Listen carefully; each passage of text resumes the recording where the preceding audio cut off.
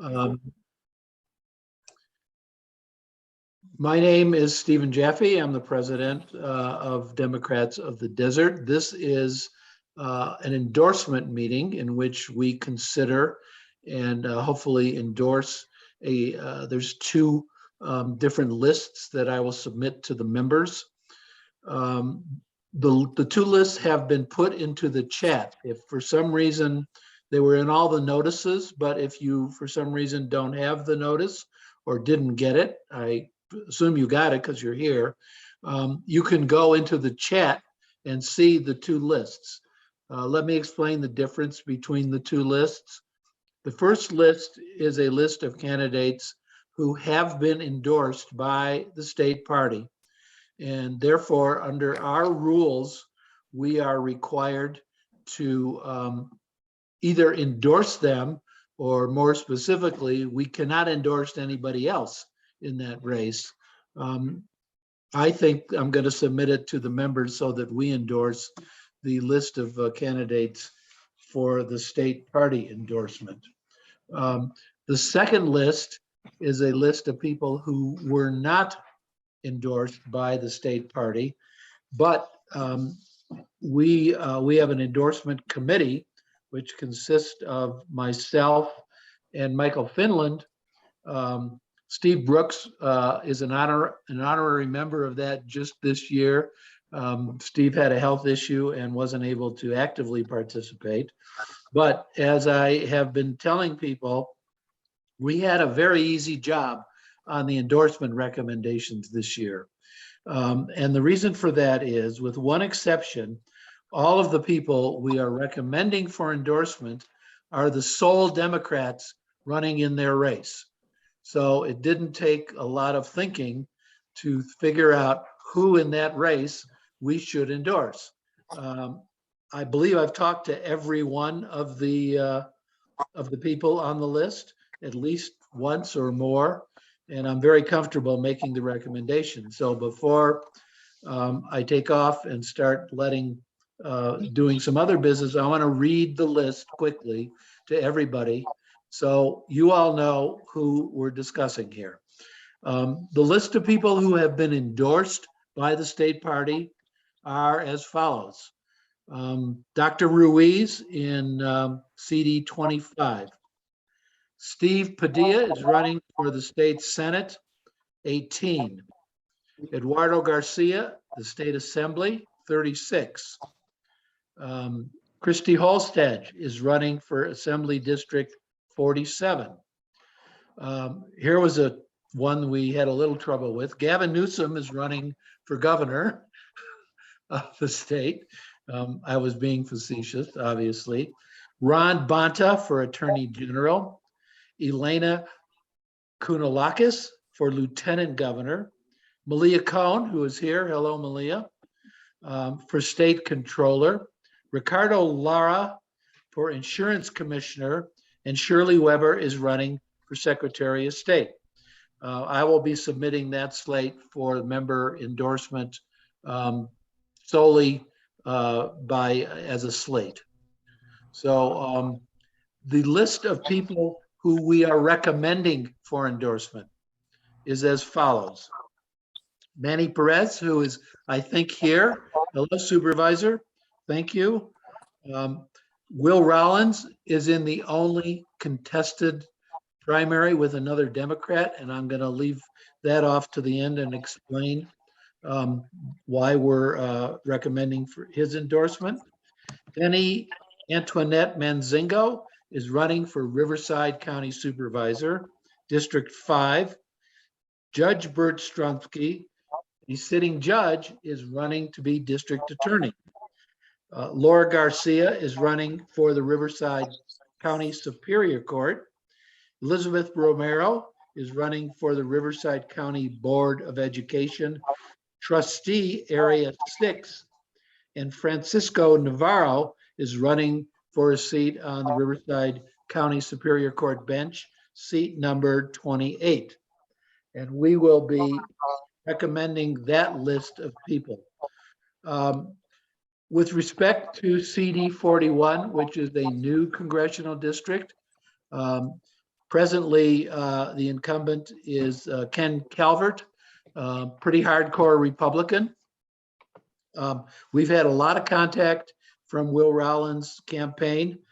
We reached out to the other Democratic candidates, but regrettably and unfortunately, we really didn't hear anything back.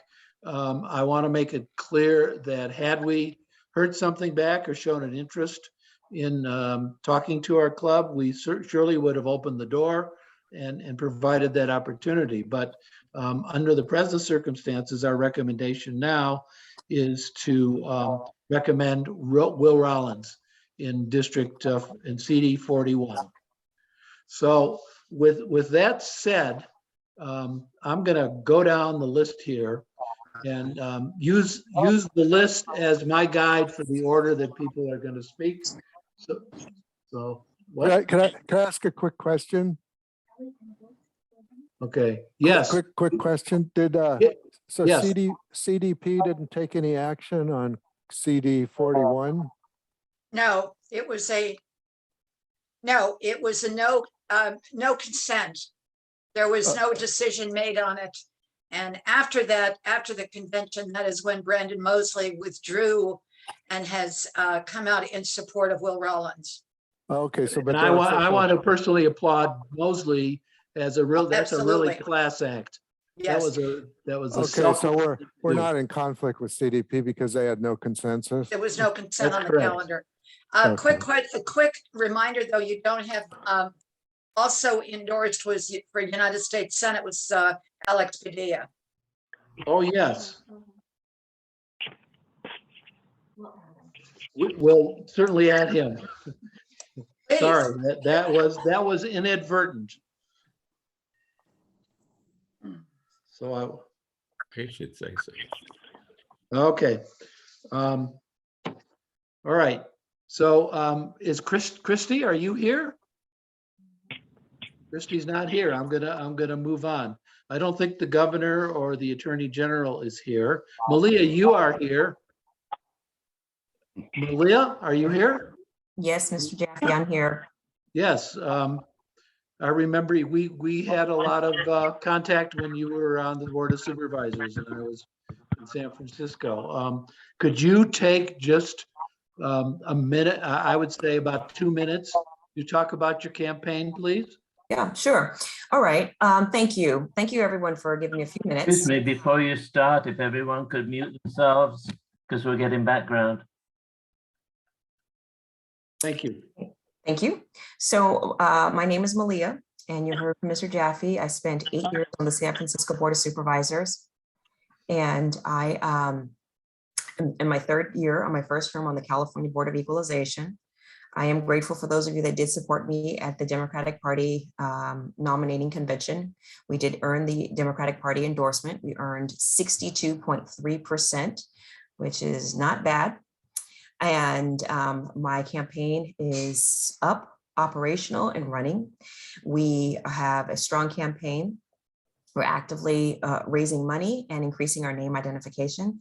So I'm really grateful for platforms like this that allows me to connect with people. So I actually came by today to thank the Democrats of the Desert for your support and hope to remain in contact with you. I hope this is only the beginning of Zoom meetings that we could begin to have on a fairly regular and consistent basis, just to make sure that there are lines of communication that are open. And I'm grateful for your support. Mr. Jaffe, if there's anything that you specifically want me to speak to, just ask and let me know. Well, we meet once a month, Malia, and you are welcome anytime that we meet. I'll add you to the mailing list, and you'll know about when that happens. So all Democrats are open. Our doors are open. I don't, because I know you, I don't personally have any questions. Does anyone have any questions they wish to ask Malia about her campaign? If so, please raise your hand. I don't know if I have to. I don't see any. Mr. Jaffe, I see Steve has a question, but before we get to you, Steve, hold on. Would I be able to, what is the best way for me to communicate with members here? Should I send them to my website and, you kind of, so we can email you the press releases and the updates, or shall I? If you send your emails and press releases to me, Okay, I will disseminate. blast them out. I will blast them out to our membership. Okay, that's perfect. That's All right. exactly And, what I wanted to know. If you don't Okay, have Mr. Steve. Mr. Steve. you have Brooks, my what's on your mind? email. You have my email, yes? I'm sure I could get it. If you President@desertdemocrats.org. say it again. Yeah, I'm happy to send it to you as well. Oh, okay, good. I didn't see you, Melissa. Great. Yeah, Melissa will make sure that we stay connected. Thank you.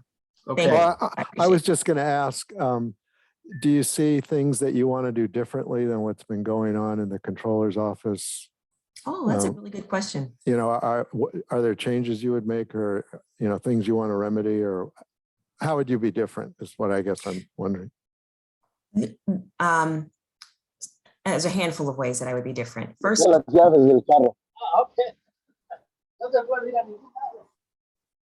think someone has a phone call that is, okay, I think I get it now. So what I'd like to do differently is the controller runs the unclaimed property program, and unclaimed property used to advertise, this division used to advertise in different newspapers saying, hey, if you've lost some money or you check out the unclaimed property, I like to begin to advertise in multiple languages in statewide papers that go into print in English, Chinese, Spanish, Tagalog, any other language. That's something that she has opted not to do. And I think it's important to target the ethnic media and bring them into the fold in the dissemination of the information for the controller's office. That's one thing. The second thing I would be interested in figuring out, there's one report in particular that never gets reported out on time. I don't know if you've ever Googled it, but I don't understand why the reports aren't made in a prompt nature. So making sure that the quarterly and the annual reports that the controller puts out, just talking about the economic state for the state of California, that they're out there in a timely fashion so that taxpayers as well as business owners are be able to build their business and their projections on the projections that the state of California is expecting. Yeah. Okay. Well, Melissa, I just want to give you a shout out. Thank you for bringing me to this group. I appreciate it. And Democrats of the Desert, I hope that we'll be able to get together in person one day. That would be fun. Thank you, Malia. Hey, Mike, it's good to see you again. Thank you. Supervisor Perez, are you still here? I think. I am, Stephen. I would, can we give you a few, can we talk you into saying a few words about your unopposed by a Democrat campaign?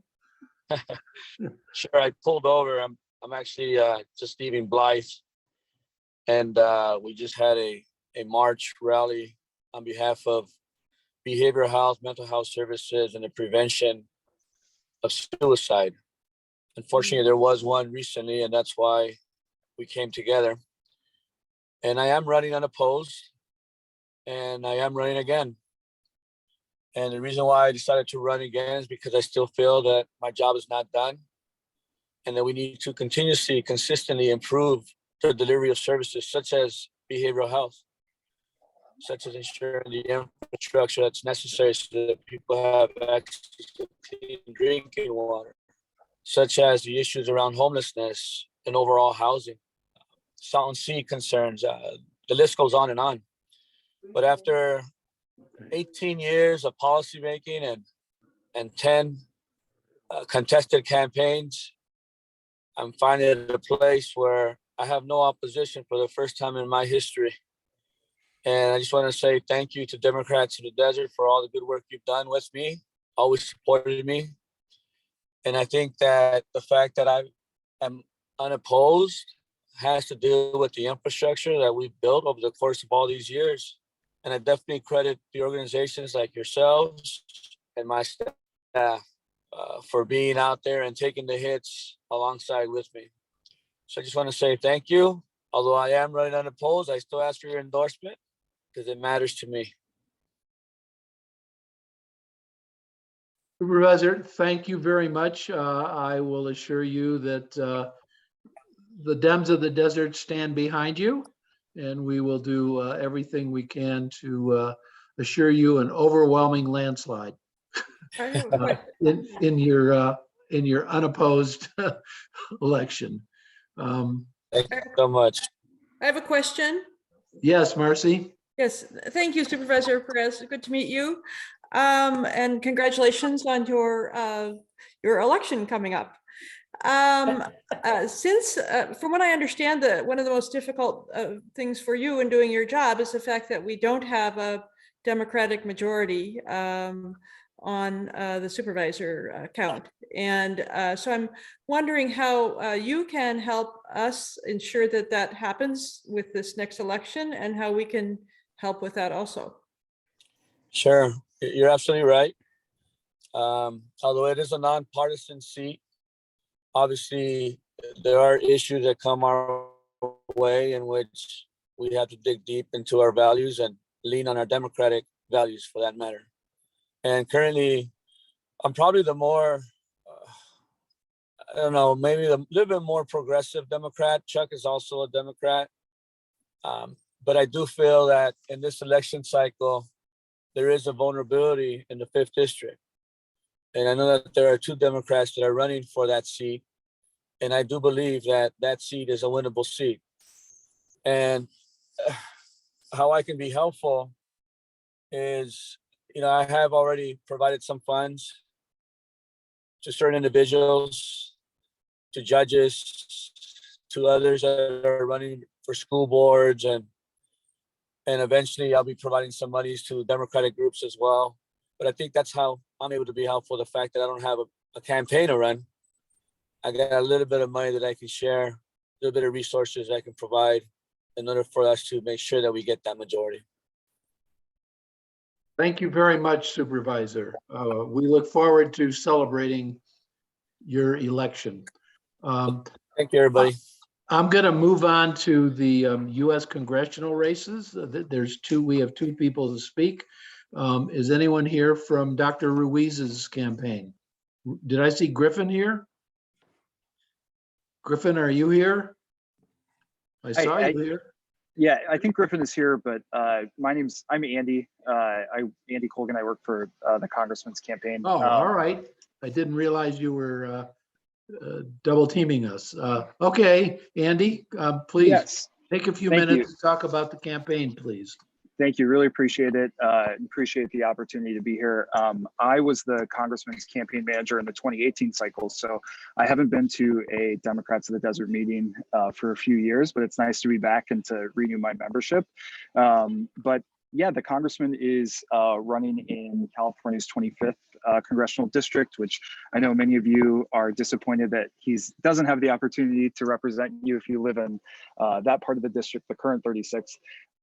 But the nice thing is that we have some good candidates running in the 41st, and he's excited to help make sure that Ken Calvert does not represent the 41st district in Congress, and will be there for the Democratic Party for sure, and for the candidate. So we're looking forward to that. But as far as the Congressman's race goes, there are currently 6 Republicans who are running against him. We don't really know which one will be the one that he'll be running against in the fall, but obviously he's in a good position to win re-election. So he's really going to focus on introducing himself to the new voters that he's going to represent. Mostly that includes Imperial County. He's hoping to represent all of them in Congress next year. And then also helping Democrats, down the ballot, up and down the ballot, to make sure that they're winning in seats like the 41st, with Christie running for the Assembly. So we're excited to help across the board and to make sure that Democrats are winning and representing. Just a little bit about what he's been doing recently. Obviously, he just came back from a humanitarian trip with the House Foreign Affairs Committee in Poland. He was there for a couple days on the front lines in Poland. And, I'm sure a lot of you probably read and saw about his trip there, but I know that he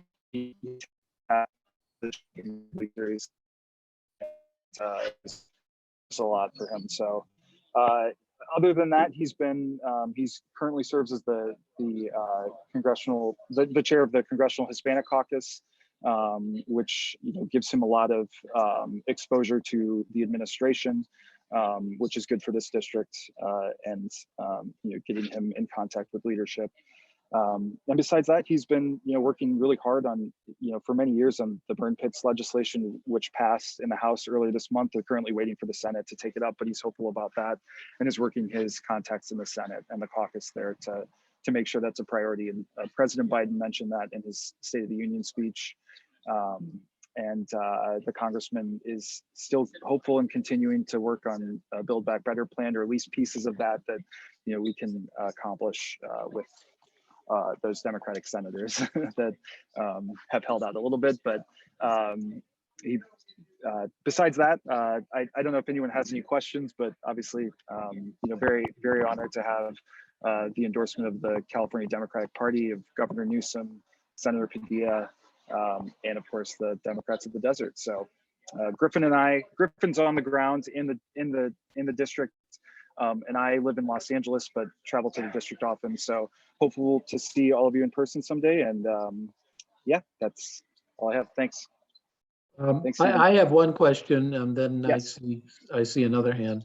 I'll do my best. The district that Dr. Ruiz is now running in contains areas that he has never represented before.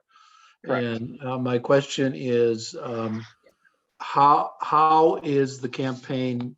How does the campaign intend to essentially introduce Dr. Ruiz to people who may not have had a lot of contact or familiarity with him in those Sure. areas?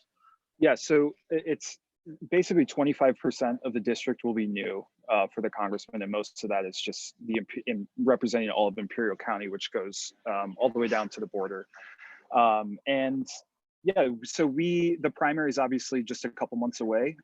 So there will be some investment in Imperial County and in the western part, the LA media market, because there's a lot of Democrats there that we always like to turn out. But we will have a ground game in Imperial, and then we'll go. There's different platforms that will be, introducing him to voters. But obviously, part of that too is a pretty significant volunteer effort. So we'll be ramping that up probably about 6 weeks out. The ballots drop May 9th, and so we'll probably start a pretty aggressive field operation a couple weeks before that. To introduce him to voters there. But in addition to him, getting there in person, obviously he doesn't currently represent that part of the district in Congress, but on the campaign side of things, he is, has already been to Imperial County to introduce himself to community leaders there, to the Democratic Party, to labor, and he'll continue to do that going forward. So. And was there another question? You. Yes. Anyone else got a raised hand here? Let me see. I don't see any. Andy, thank you. Thank you. Thanks for the opportunity. Thank you. I'm going to move to another congressional district now, which is CD 41. We have a candidate, Will Rollins. Will, I saw your name. But yes, I'm here. There you are. Yes. Yes. Hey, everybody. Your turn to talk about yourself a little bit and just take a few minutes to talk about your campaign, please. Great. So hi, everybody. It's good to see everyone again. As many of you know, I'm Will Rollins. I'm a former federal prosecutor. I helped prosecute some of the people who attacked the U.S. Capitol on January 6th. I entered this race because I believe that Ken Calvert is a threat to our democracy. And before I share some campaign updates, I thought I would just talk really briefly about two issues this week that have made me really proud to be a Democrat. One is the president's presence today in Poland and the speech that he just gave about NATO, because Democrats are the party of NATO. And to steal a line from Congressman Swalwell, who I saw last weekend at an event, 100% of Democrats are Zelensky Democrats, and 50% of Republicans are Putin Republicans. And man, am I proud to be in the party of Zelensky Democrats. So I encourage everybody to take a look at the president's speech today in Poland. That was pretty incredible, and very proud to be part of that party. The second reason that I'm proud to be a Democrat this week, Judge Jackson's performance in the Senate under misogynistic, racist questioning from Republican senators. She showed remarkable grit, grace, and intellect. And I am incredibly proud to be a member of the same political party. And she just did an incredible job performing in the Senate this week. And I'm really looking forward to her confirmation. I think the other thing I wanted to talk about for some updates this week, had some great endorsements. Congresswoman Jackie Spear just endorsed me last week. Congressman Mark Takano has endorsed me. U.S. Senator Barbara Boxer has endorsed me. Congressman Brad Sherman, Congressman Mike Levin. So a lot of members of the California delegation whose support I'm incredibly proud to have. We're also on track to break the all-time record for any Democrat against Ken Calvert ever for an entire congressional cycle in fundraising. So not just a quarterly record, but the entire record. And that's after just about 4 or 5 months in the race. So that's thanks to support from people like you.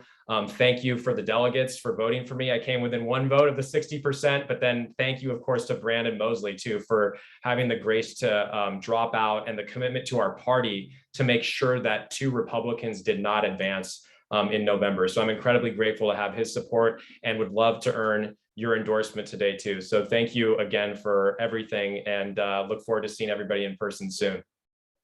Well, we are recommending your endorsement, and I'm sure that that will be something you'll be getting for the close of the meeting here, Will.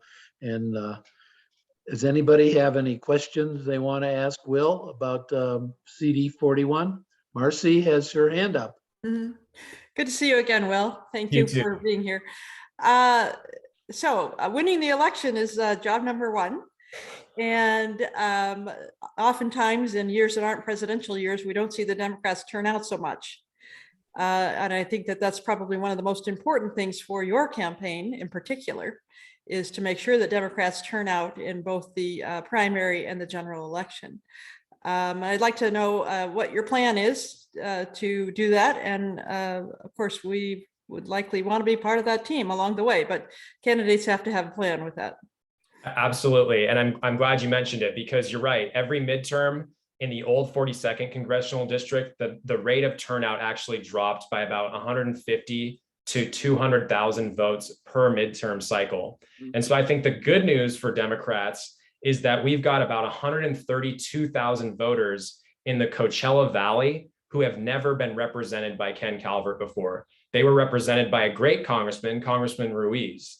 And the 132,000 people who are now in the 41st, those are the folks who I think we can get really excited about my history-making candidacy. If I'm elected, I'd be the second openly gay guy in the House from California. Gotten a ton of volunteers. I think we already have 150 people who have signed up to knock on doors for us. I actually launched my campaign with John Ossoff's field director from his 2017 race in Georgia, where he almost flipped that House seat. She laid an incredible groundwork for our field team and for building out an operation that is designed to do exactly that, which is get turnout as high as possible this midterm. And so we're also using, we've had some great volunteers from the data science space who are looking at the Dem Plus number for this congressional district. So for those of you who don't know what that is, it's basically a list of voters who were previously registered Democrats or who requested a Democratic primary ballot when we still had a top 2 system in this state, who have subsequently changed to no party preference, because statistically, those are the most likely voters for Democratic candidates. And so our field game and our ground game is going to be designed on how do we reach those no party preference voters in the midterm and get them excited to turn out. And if you'd be willing to help us out, we would really appreciate you signing up on our website for our email updates, because that's going to be the way that we are going to coordinate our field team and our volunteers. And we've got some really great folks on our campaign team working on just that as we speak. Thank you. Well, we are certainly willing to help you out, to answer your question. We'll do whatever we can to assist getting Democratic voters out in this very important election. So anybody else have a question that they'd like to ask Will? Robert, I see you waving your hand. You need to unmute. There we go. Yes. I see Andy's still here. Will, have you been speaking to Dr. Ruiz about getting his endorsement? Because he is currently my congressman, but I'm one of that group that's switching over. And I think his endorsement would be most helpful in the primary. I would, of course, be very honored to have his endorsement. And he's somebody who I've looked up to for a long time. And he has given me some great advice. We've had the chance to sit down a couple times. And honestly, I am incredibly grateful to him for all of the guidance and advice that he's given to me in the campaign so far. And I'm hoping that he and I can meet again soon too, and I can chat about a possible endorsement as soon as possible, because I think you're right that that would be super helpful. And he's just been a great leader for our community, and I'm very, very appreciative of the advice that he's already given to me, and would love to follow in his footsteps for sure. Thank you. Thank you, Robert. Any other questions for Will before we move along? Well, thank you, Will. I look forward to seeing you many more times in the future as a candidate and possibly a congressman. Thank you. Is Assemblyman Garcia still here? Yes, sir. Good afternoon. Yes. Go ahead. Sorry. Yes, your picture that you have up here reminds me of the lawyer that tried to make a court appearance about a year ago and somehow got showed up cat. as a cat. Yes. Yeah. So yes, could you please share what's going on with your campaign and give us a few words, please. Happy to do that. Thank you so much for the consideration to receive the Democratic of the Desert endorsement. It's a really important endorsement for us, given the influence that you have in our district, Coachella Valley specifically. I'm driving from the San Manuel Reservation on my way to the Hemet area to meet with some Democrats that now are part of the new 36th Assembly District. I'll be meeting some of them for the first time. But as that relates to our re-election, we have an exciting opportunity to continue, one, bringing home the money, and two, pushing progressive public policy on all fronts, whether it be climate, whether it be education, criminal justice, and the things that are extremely important to us in our district are economic development opportunities in and around salton sea restoration and mitigation, and making sure that as these conversations about lithium recovery are taking place, that the people from the Salton Sea, Imperial County, and around the areas are the direct beneficiaries of this work. This work was highlighted by the president and the governor several weeks ago with a good Democrat joining them, Sylvia Paz, talking about the importance of making sure that these decisions and these opportunities are driven by the community. And I get to play a strong role at the state capitol on this. I was recently appointed to the Utilities and Energy Committee, and that committee will have a tremendous influence on how this all plays out. I'll tell you that our district changed just a little bit. We go up to Needles, we go up to the Western Riverside County area, but I still see a tremendous opportunity for us to continue in the role of an assembly member for the Coachella Imperial Valley areas. I also see a great opportunity in picking up that Chad May seat with Christy Holstage. I see a great opportunity with us being able to pick up this additional congressional representative seat in the Coachella Valley and have a stronger presence and influence in Washington, D.C., as we know we will in Sacramento with Christy coming along. We got some great candidates that you're all considering to endorse, candidates running for judges, candidates running for district attorney, and other down ticket candidates. And I'm happy to be able to support Democrats of the Desert to be able to help them get elected. So I'll stop there. Happy to answer any questions. In full transparency, I am at the Starbucks line getting ready to order something so I can get to Hemet on time and and alive and well to meet some Democrats out there for the first time. But I'm happy to answer any questions that you may have. Well, I'm going to push the pause button here and interrupt our progress because we have a special guest, a surprise guest, who just arrived in the room, the Lieutenant Governor of the state of California, Eleni Koulidakis. And I'm going to start out here I'm going to digress to something a little personal. Back in 2018, when I was running for U.S. Congress, I bought a booth at the state convention, and Eleni and I both had booths side by side, and got to spend about 4 days talking to each other, and I got to meet her family. And your sons must be teenagers by now. I remember they were younger boys, but we know each other from that. So we are honored to have you here. Thank you so much for attending. We realize you're very busy. And if you'd like to just take a few words to talk about where your campaign is and anything else you'd like to say to us. Well, Steve, I'd be happy to, but before I do, I just want to make sure that the assemblyman was finished. Oh, I'm going to return to the assemblyman. Oh, I see. Okay, so he's going to get his coffee at Starbucks. Oh, no, yes, and then come back. Great. Oh, yes, no. Well, that sounds like a great plan. Well, it's wonderful to see you all. It's great to be here, Stephen. Gosh, it's hard to believe that was 4 years ago. Yes. My boys were campaigning for me very vigorously. They're now in college, freshman and sophomore in college, but their pitch was, can I tell you some things about Eleni Koulidakis, candidate for lieutenant governor? And people would say, well, sure. What can you tell me? And they would say, well, you know, she's a really good mom. Right. The best campaign pitch. And I love my boys and so grateful that they were out there. Well, this time I'm running for reelection.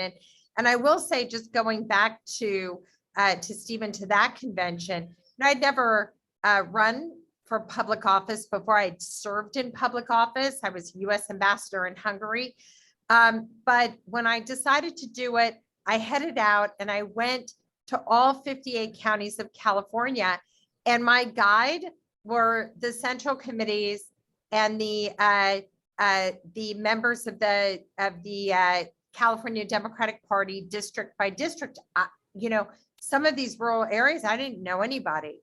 And so the first people I called to go sit down with and talk to and hear from were members of the CDP delegates and central committee members. And it was really important because I got 58 counties worth of stories and experiences and concerns and ideas.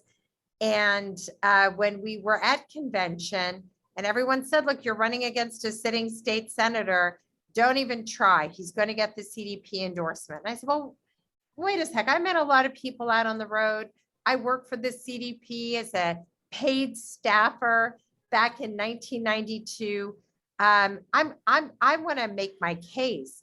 And I got over 1,000 votes and really nipped right at the heels of the senator, stopped the endorsement, and basically have just been plowing straight ahead. So I was so honored to get the endorsement of this CDP a few weeks ago with 94% of the vote, something like that. I'm going to go after that last 6%. I don't know who they are, but I'm going to find them and make my case.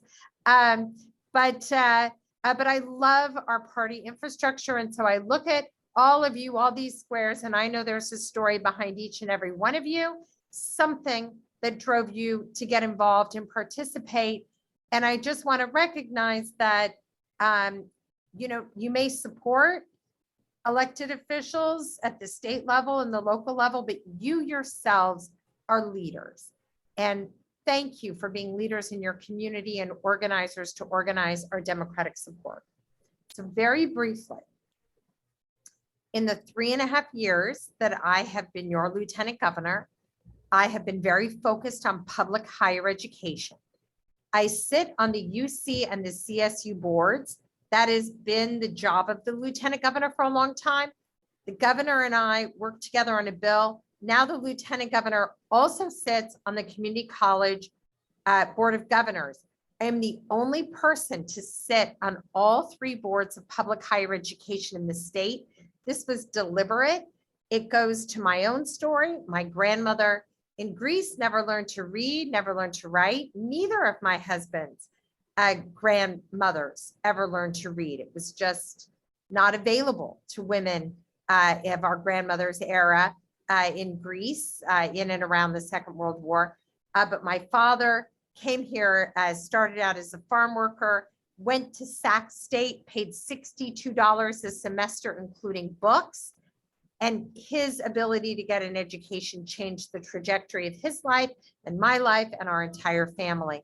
That is part of my family story that I was raised with, that I live with. It is the pathway of the California dream. And it is an incredible honor for me to work in and around the sphere of public higher education in our state. Second, I'm on the State Lands Committee. I promised that I would fight Trump's efforts to expand offshore drilling. Not only did we stop him, but we have less offshore drilling off our coast today than we did 4 years ago when I was running. Some of these legacy oil production rigs, they're very rickety. They don't have the companies that own them or one asset companies. They're not, it's a dangerous situation out there. You know, we had a terrible oil leak a few months ago, and working very hard to continue to reduce the amount of drilling and make sure that whatever has a right to continue, because we can't, you know, we're looking at ways to maybe buy them out and all of that. But in the meantime, that they are operating at the highest possible standards that we can put in place. And then finally, the governor asked me to serve as his representative for international affairs and trade, combating climate change and transitioning to a carbon-free energy future is a big part of my portfolio, both at the State Lands Commission in the environmental space, but also as the governor's representative in international affairs and trade. At the last minute, he could not go to Glasgow. I led the California delegation to the COP26. You would have been so proud at the reception that California has in the room because of the work we do in this state. So finally, I'm the first woman ever elected lieutenant governor of California, and I get to use my platform as a place to promote equity and representation for traditionally underrepresented groups. I started the first, or I guess it's the first trans council of its kind. Again, these are incredible activists. This is their space that I've given them room on my platform. They themselves are leaders and organizers, and I help to bring stakeholders to the group for conversation, to share ideas, and to learn from one another. So with that, I'd be happy to answer any questions. You can see maybe, hold on. It's my palm tree. We have a vacation place here in the desert. My husband and I love it here. I see my dear friend, Melissa Fox. We have been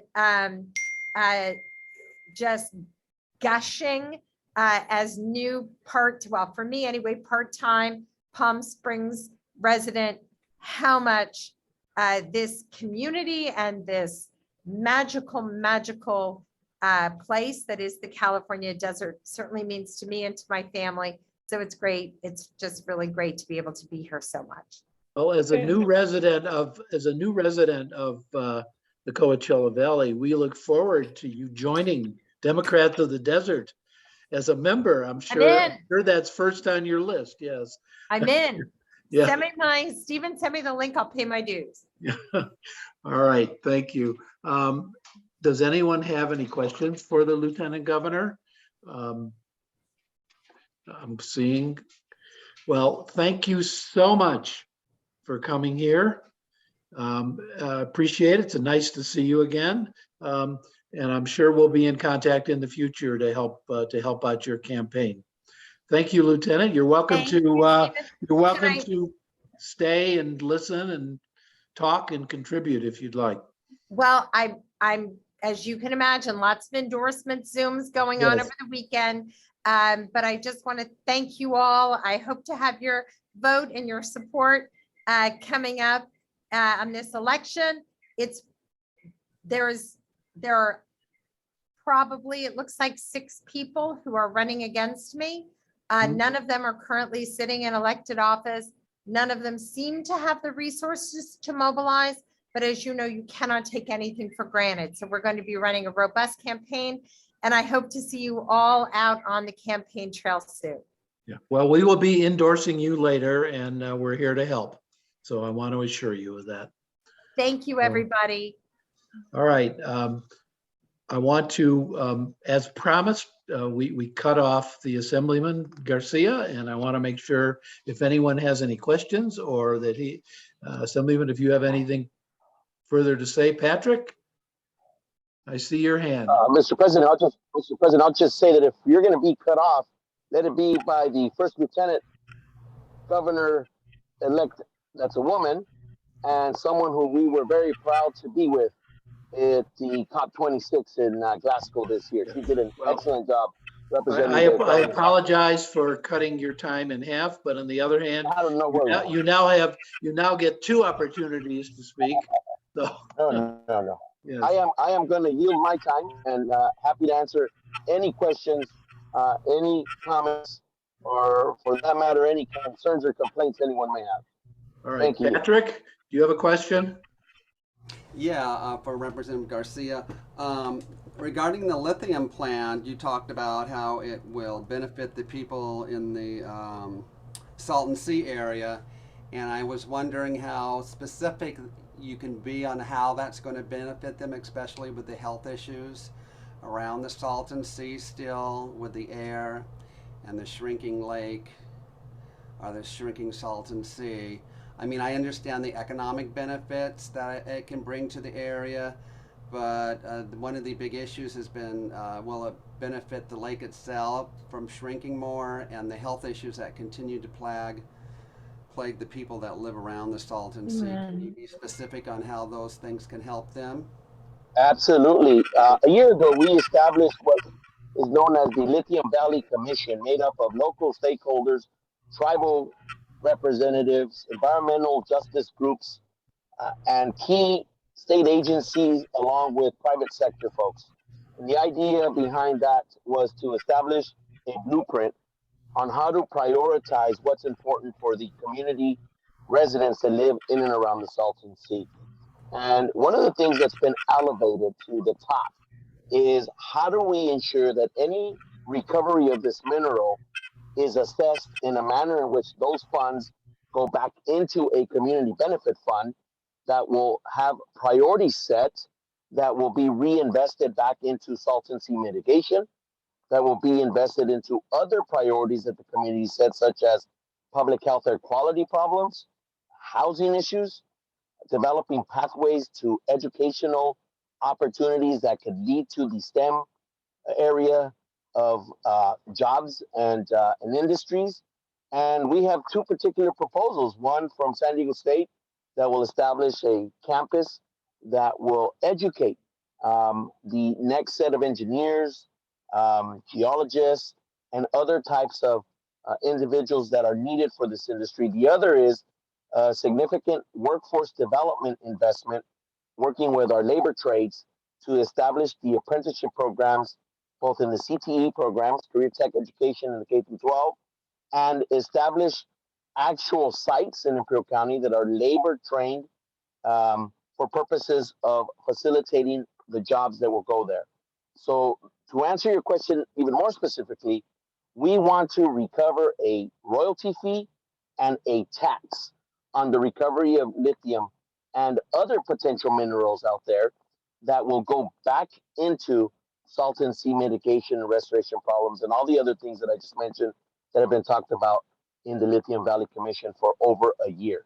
One thing to note that comes up quite frequently, the lithium recovery technology that is being proposed to be used would present one of the cleanest, most environmentally sound ways of recovering any mineral in the world.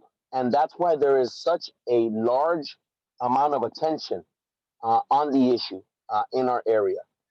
It aligns with the global goals of transitioning to electrification of our transportation system and less dependency on foreign oil. This has become a issue that is looked at as a national defense issue.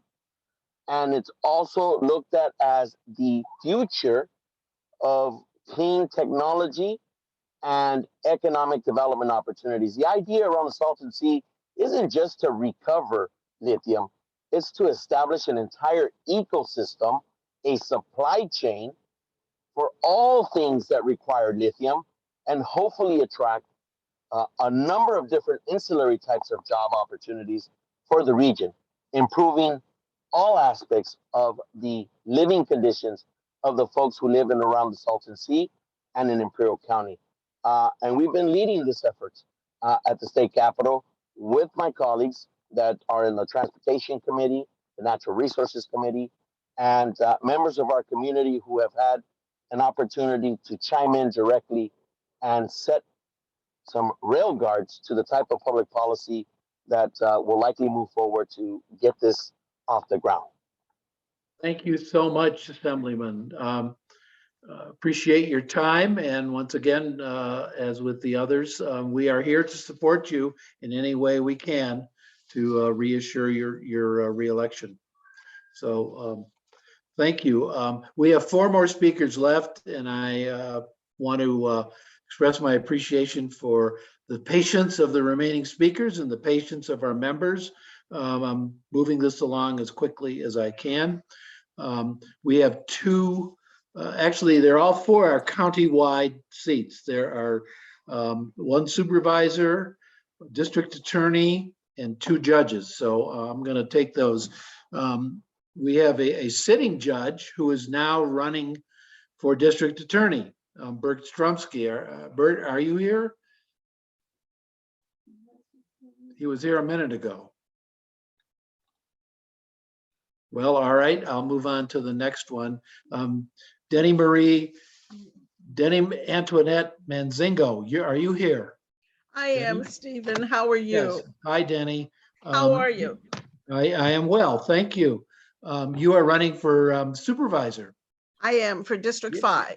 Yes, could you talk to us a little bit about your campaign and how it's going? And I certainly will. First of all, I'd like to say thank you for allowing me to come and considering me for an endorsement. I really appreciate it. I'm running in the county for supervisor in the 5th district. And the reason is far too long our district has been under the cloud of repeated scandal.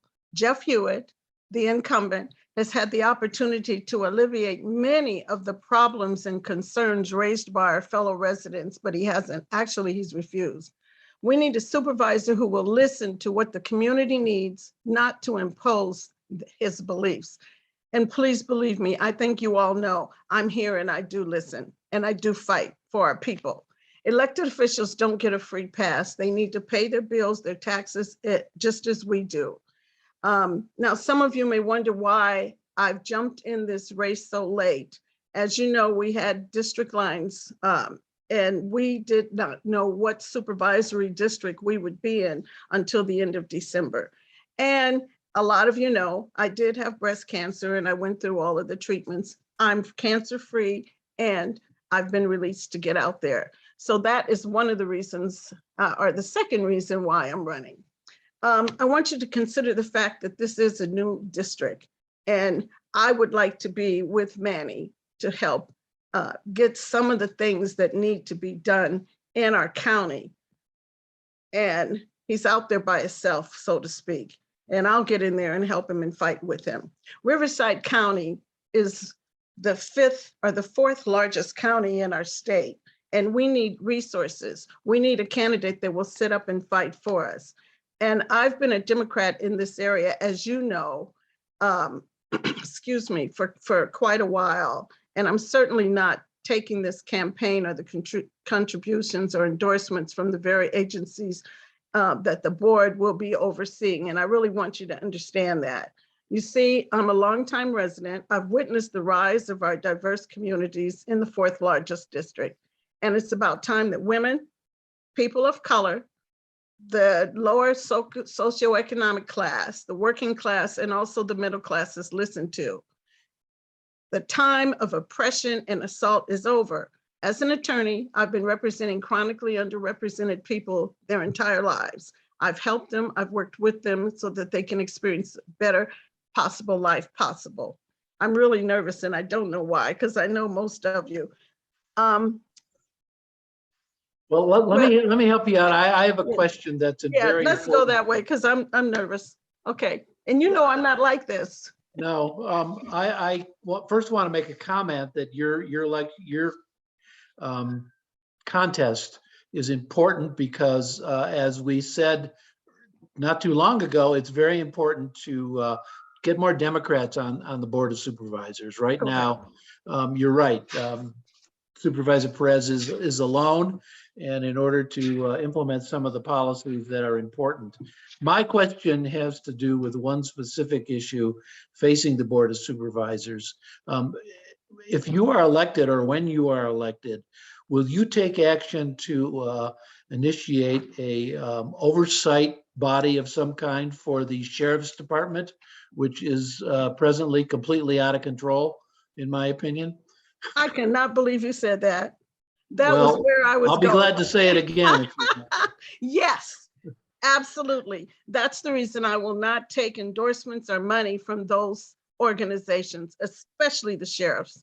As you know, there's no honesty, there's no transparency, and there's no integrity there.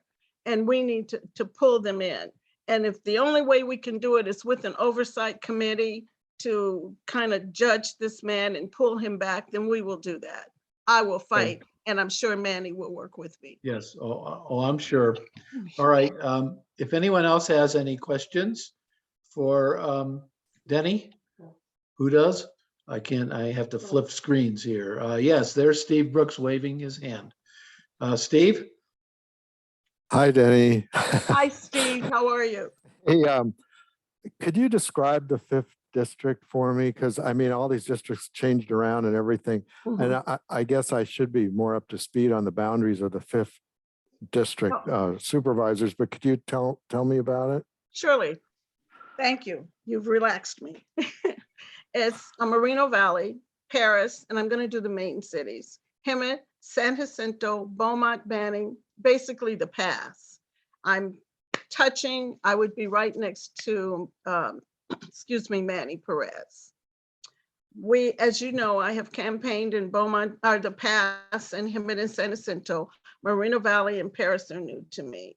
That's where we're focusing right now, as of December 28th. Thank you. Thank you. I'm going to try to move it along. Denny, thank you so much. Thank you. We appreciate you coming here and we support your election. I will put my webpage and my email address in the chat. And thank you very much, Steve.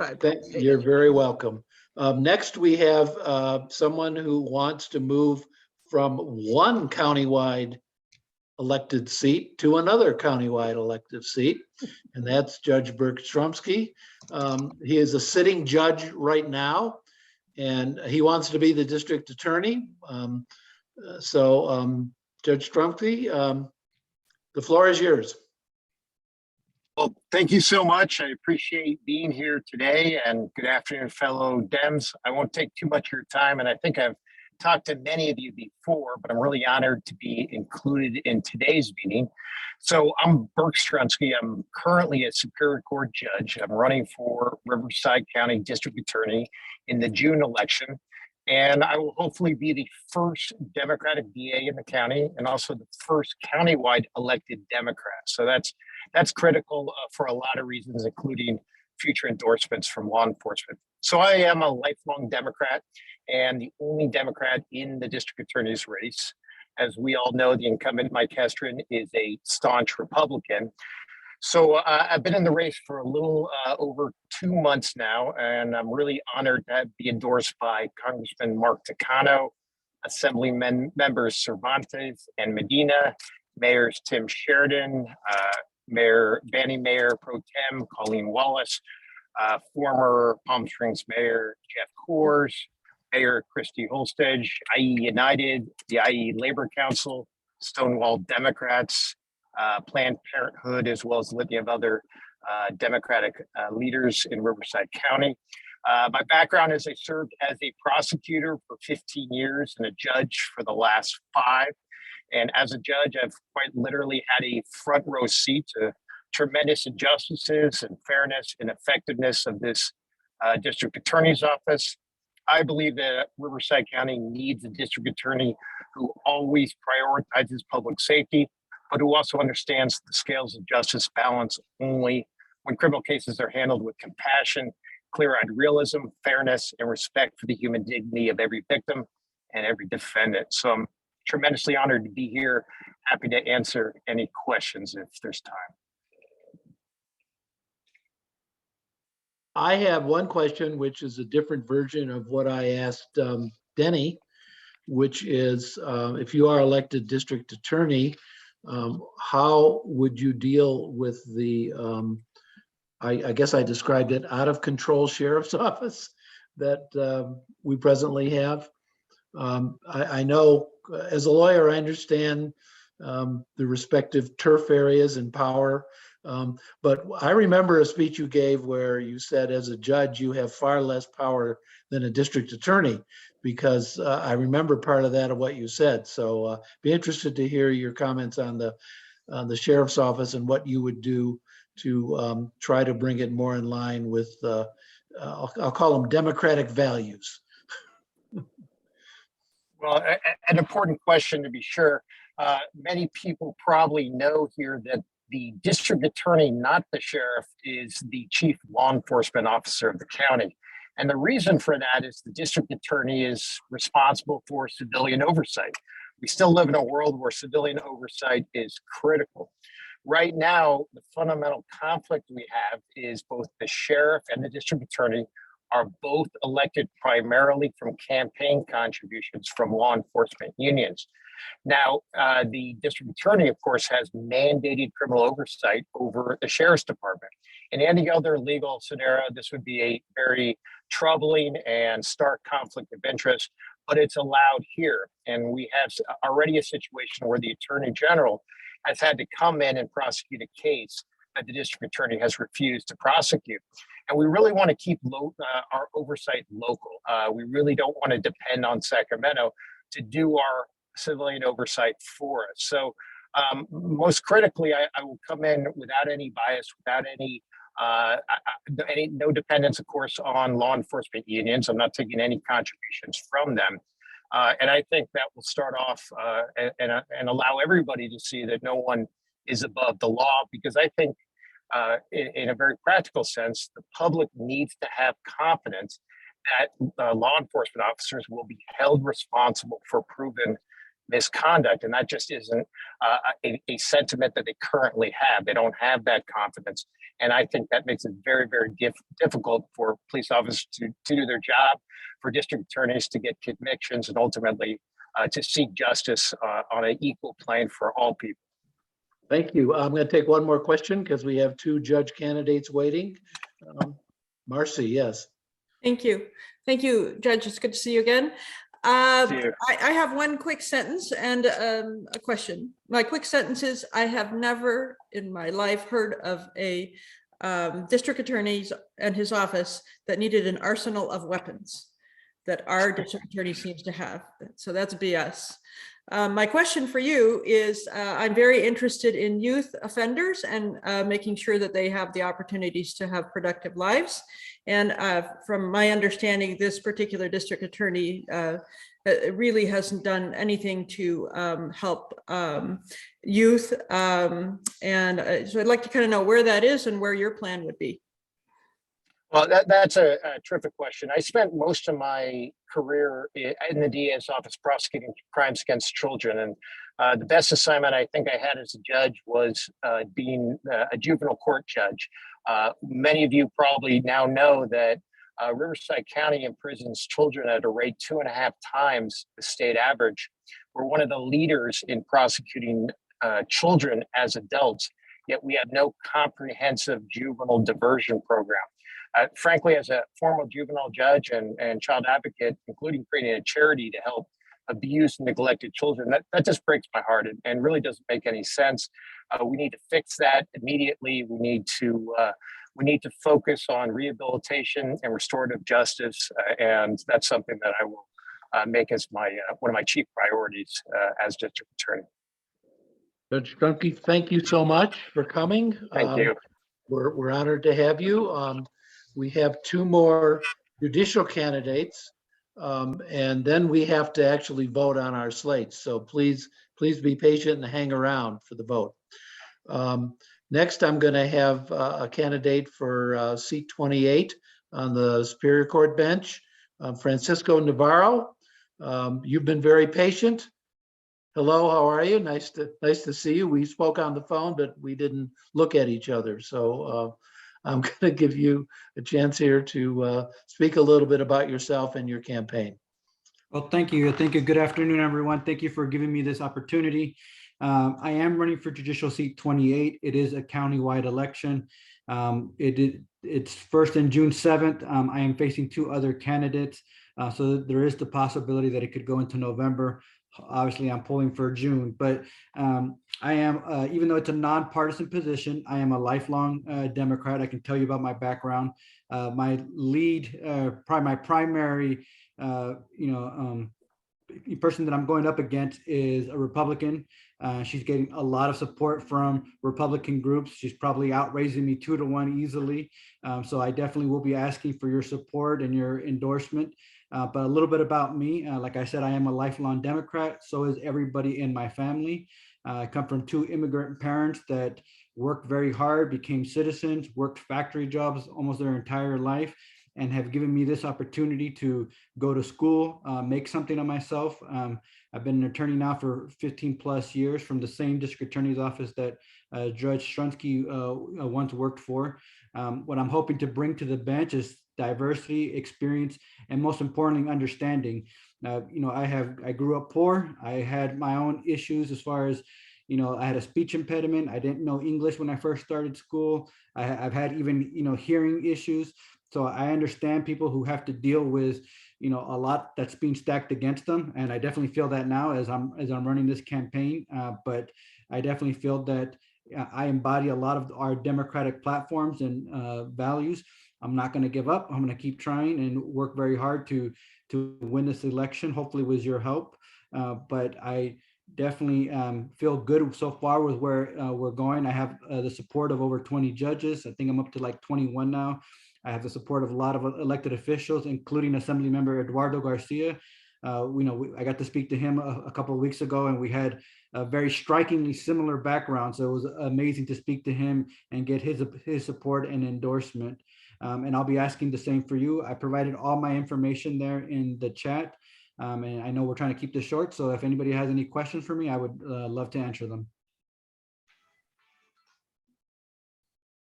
Thank you, Francisco, for especially for your patience.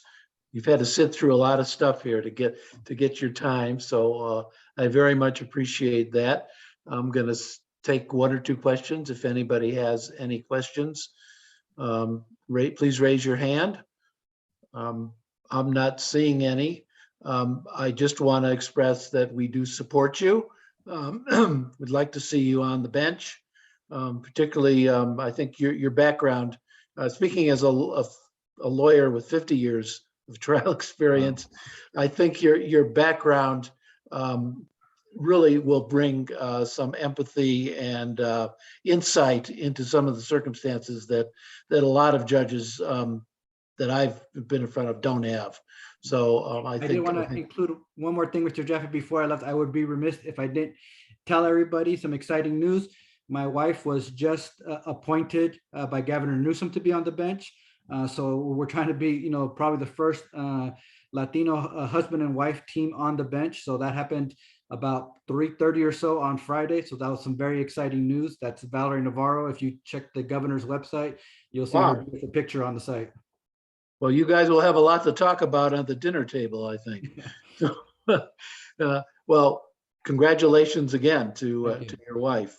If nobody has any more questions, I want to move to the last judicial candidate. Laura Garcia, you are here. I see you. Could you take a few minutes to describe what your campaign's about and talk a little bit about yourself to us, please? Yes, thank you, everyone. My name is Laura Garcia, and I am running for judicial seat number 11, so not at all an opponent to Mr. Navarro there. There are 4 judicial seats that are open right now in our county, and the one I'm running for is out of Riverside. But to clarify it, the presiding judge can send us to sit in any courthouse throughout the county. I am currently a Riverside County Superior Court Commissioner, so I actually sit on the bench already. I was elected by the judges of the Riverside County Superior Court after a pretty extensive vetting process to sit, and I have been sitting in a misdemeanor criminal court since October. And when a judicial seat came open, I decided to throw my name in there as well and begin my very first campaign process. So this is a new and exciting experience. Some background on myself. I'm actually from the desert. I grew up in the city of Coachella. I am a graduate there from Coachella Valley High School. My parents still reside there. They came to the Coachella Valley as farm workers with their parents when they were young, and raised myself and my 2 sisters there. I graduated high school, went off to the University of Redlands, and for a desert girl, many of you may understand, going an hour away was almost as if I was moving to the other side of the world. But I progressed from there, went off to law school, and then came back to the county. I worked as a public defender for 13 years, primarily in Indio, until I relocated to our Riverside office and worked there in our complex litigation unit. I handled homicide cases, life cases. While I was in Indio, though, I was the sole juvenile public defender, actually handled cases before Judge Strunsky when he was sitting there in the juvenile court, and did that and received a wealth of experience of really seeing the impact of our criminal justice system on our youth and our children, and the rehabilitation that was so critical to them at that point. I am running at this point for a judicial seat in hopes of adding to diversity. At this point now, as I sit as a commissioner, I'm only one of 3 Hispanic women that sits on the bench. And so I'm hoping to bring more diversity as a sitting judge on that bench. And not just diversity in culture, but in experience and work experience, life experience that I think is critical to our judicial system. I think that an important strength that we need to make sure we're continuing to build on and give to the community is that they can have faith and confidence in our justice system, that it is equal and fair to anyone that walks through the doors of our courthouses across this county. And more so in more realms than just criminal. I think everyone kind of thinks of criminal when they think of the justice system, but there's so many other areas that impacts all of our residents of this county, whether it be family, civil, probate, and juvenile. So it's important that we have a judicial officers that come from all walks of life, all life experiences, all cultures, so that our bench reflects the community that we serve. And that is what I think is a critical aspect that I want to continue contributing to. And again, like I said, bring more of my experience to that, so that we are hearing everyone that walks in, that we are honoring the victims of crimes that come through there. And so that, again, we're just giving that equal access to all that come in, so that whatever decisions come from the bench, our community can feel confident that the fairest, the most just decision was done. So I hope to get your endorsement and your support, and I am open to any questions that you may have. Well, I will see if there's any questions in a minute, but I just want to emphasize so people understand that as a commissioner, a sitting commissioner, you are in essence, a de facto judge. A commissioner is, or sometimes called judge pro tem, but they do everything that a superior court judge does. And they try cases, I mean, everything I can tell you. So that really enhances, in my mind, as a lawyer, your credentials to be the superior court judge. So thank you. Patrick, you have a question? Yeah, I do. My sense is a lot of the issues, especially with juvenile court and society in general when it comes to crime, start early in the home with how children are raised. And the topic of abuse has changed over time, what that means as far as abuse of children and neglect of children. And many times these children go on to emulate what they grew up with, because that's all they know, and may get in trouble with the law, or may also go on to raise their children in abusive manners and create just continuing problems for them and possibly for society. And we know this already. I mean, we know this from, you know, science and behavioral people and therapists. Why hasn't our public school system dealt with this in, let's say, in the high school where kids are taught healthy parenting skills to help break that line of abuse, which tends to go from generation to generation, and maybe go into crime too. It seems like by the time these defendants or juveniles get to you, it's too late to make any changes in their life. Why aren't we working on making some of those changes through parenting classes, let's say, in high school or even elementary school, as far as that goes? That might be a question that might be more appropriate for a Board of Education candidate than a judicial candidate. If either Francisco or Laura want to comment very briefly, because we need to take a vote. If you want to comment on Patrick's question, go ahead. I agree that I think that there is other areas that start well before the judicial branch gets involved in those situations that are outside our control or our involvement.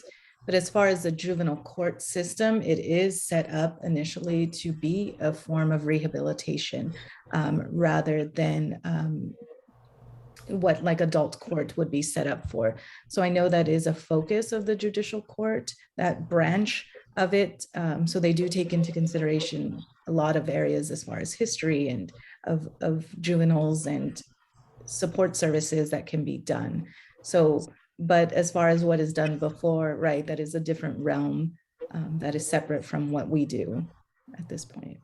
Not that it is not a very valid concern, for sure. Francisco, you want to? Yeah, contribute?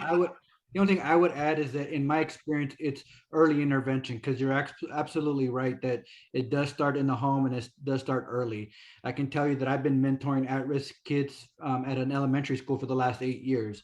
And it's dealing with those types of situations where hopefully, you know, you can't fix every issue in the home, but you could be there to hear them out. You can hear them to give them guidance and, you know, show them that, hey, look, this is, you know, it's a tough situation you're going through, but there's better ways to handle it, you know, and hopefully just to be there to support them. Because you're right. I think that's where you fix it. You fix it earlier, you know, as early as possible, hopefully deal with whatever issues you can at home. But I think that's the only thing you can do. And that hopefully you can, you know, cut that revolving cycle of violence and, you know, bad parenting. Francisco and Laura, thank you so much for coming.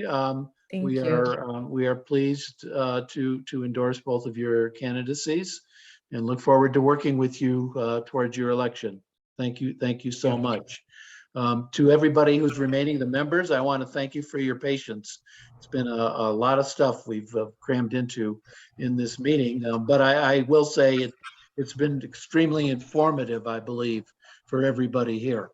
So at this point, is there anybody who needs me to once again read the list of proposed endorsements before we take a vote on it? It's also been posted in the chat for the entire meeting, and it's also been on all the notices that you've gotten. So unless somebody wants a rereading of that, I'm going to submit. There's two steps here.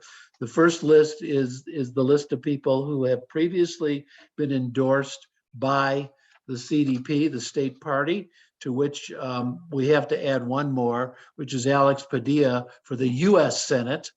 He was also endorsed by the state party, so he should be added to that. If I want the vote to be Democratic with a little d and completely transparent. So everybody who is in favor of endorsing the candidates who have already been endorsed by the state party for our own local and statewide, countywide and statewide elections, would you please do the hand raise here? And either you can raise your hand on the photo, or you can raise your cyber hand. Okay, thank you. And my next question is there anyone opposed to endorsing this slate of people? Please also raise your hand. Unraise your hand if you did it automatically. Ellie, I don't think you mean to have your hand raised. You're not opposed. No, I don't. I lowered it, but apparently Oh. it didn't work. Let me try that again. There we go. I don't see any opposition, so it's an endorsement by acclamation. Thank you. The next ones are the people who have been recommended by the endorsement committee, and I am going to take 30 seconds because there's not a lot of them to read this one so you all know who I'm talking about. They are Supervisor Manny Perez, Will Rollins for CD 41, Denny Antoinette Manzingo for Riverside County Supervisor District 5, Judge Bert Strumsky for Riverside DA, Commissioner Laura Garcia for Judicial Seat 11, Elizabeth Romero for the Riverside County Board of Education, Trustee Area 6, and Francisco Navarro for Riverside County Superior Court, Seat 28. Once again, if you are in favor of endorsing this slate of candidates, please raise your hand in the video or on the screen.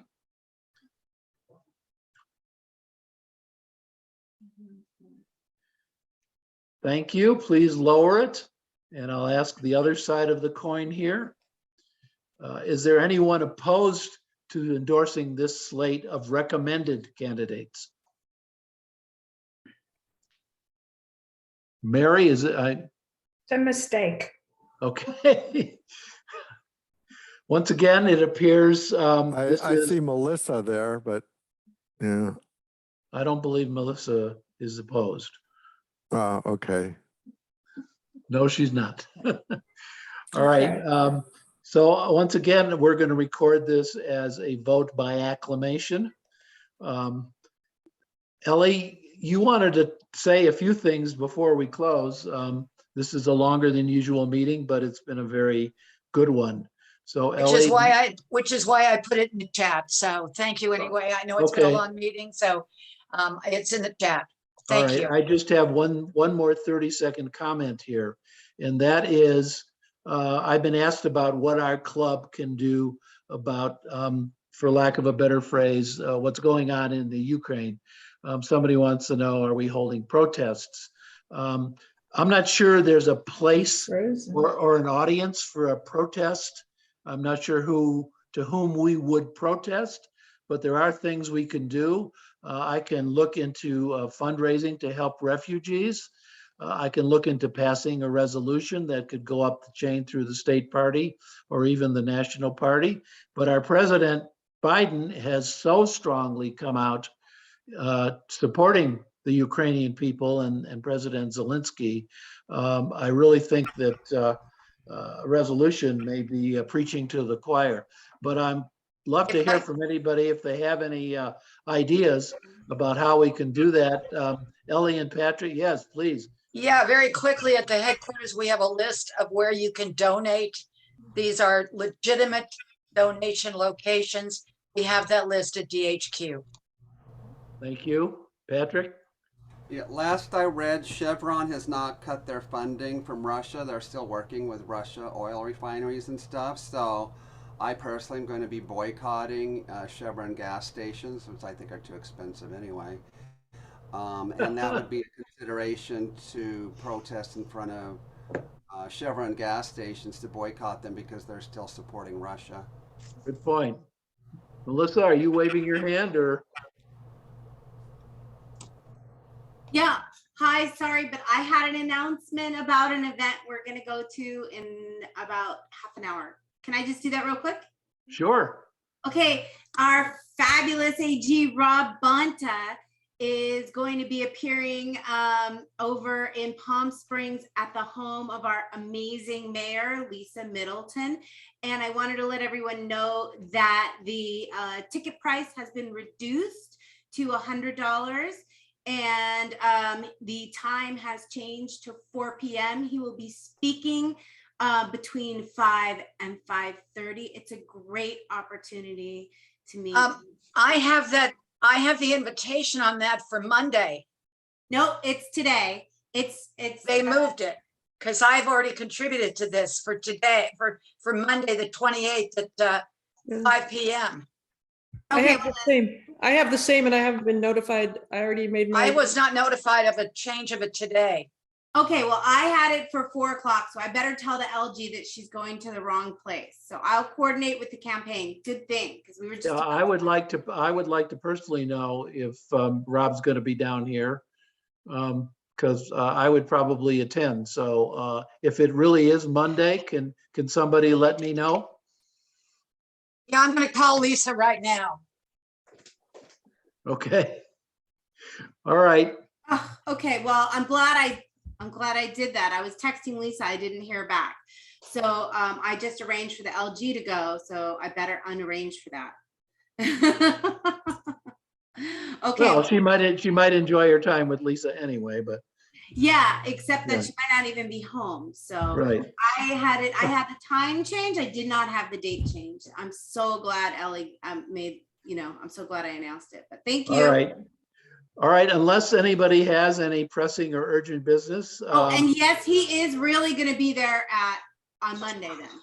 Okay. All right. And tomorrow we're having an amazing event for Eleni Kunalakis, and that's at her home in Palm Springs. And I'll put my email in the chat if anyone would like additional information. That's going to be delightful. And I know several of the folks here are going to be there too. I've got it, huh? All right. Stephen? Okay, so it's 4:30 on Monday. Gotcha. Right. Melissa, Thanks, would you please send me the invitation for the Bonta affair? Doing it right now. Okay. Yeah, Robert? I just talked to Lisa. It's 4:30 on Monday. Robert? How will we be communicating our endorsement list to every registered Democrat? Well, I'm sorry. Well, we're gonna prepare an announcement and we're gonna blast it out to all of the members. And we're gonna send it out to pretty much everybody that we think would have an interest. The Riverside Democratic County Central Committee, KDEM, the newspaper, anybody else that will have an interest. All the campaigns will have it, right? Yes, oh yes. So And Will anyone who Collins can share it with his people. Hello, it's Ellie. Well, not only that, anybody who gets the announcement is free to disseminate it. It's a public. Anyone who gets it is free to disseminate it anytime they want as well. So, or anywhere, I should say. Okay. Stephen? Yes, Marcy. When we send that out, can we, especially to all of our members and our own email list and so forth, can we make sure that it's not only the names, but that the campaign websites go with that?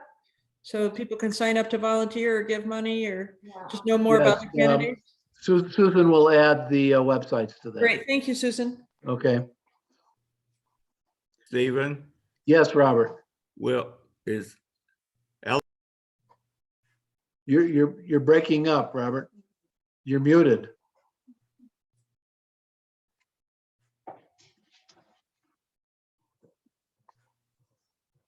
Yeah, to unmute. That's what I did. Okay. I'm unmuted now. Okay. Go ahead. Will Ellie be holding phone banking or text banking affairs at headquarters where we would be calling and texting Democrats about our endorsements before June? Yeah, well, we're planning to, we won't be able to do anything in the office because we're still having COVID restrictions and we're being very knowledgeable, but very, very concerned with those. What we are going to do, however, which is what we're doing right now, there's approximately 7,000 people in the Coachella Valley who are not registered to vote, but they live with someone who is registered to vote. So we're in the process of doing postcards to get word out to those people. If you're interested, we've got the addresses, the names, and the postcards available at headquarters. The other thing that we're going to be doing is working with the campaigns to do texting and postcards. Phone banks really don't go over that well anymore. So we're going to be doing more texting and more postcards. Yes, in answer to your question, absolutely. The headquarters is going to be doing everything we possibly can to get this, our people, so to speak, elected. The good people. So yeah, in answer to your question, we absolutely will be doing stuff for sure. Thank you. And we'll get the word out to everybody through Progressive News. Here's my assistant who's saying goodbye to everybody. This is Atticus. His name is Atticus, and he is a kind of cockatoo. So Atticus says goodbye, and we say thank you to everybody for attending and your patience and your democratic support. And I look forward to working with all of you to elect these candidates that we have endorsed. Thank you very much. Great job, Stephen. Thank you. Thank you. Thanks so much. I'm out of breath. Thank you.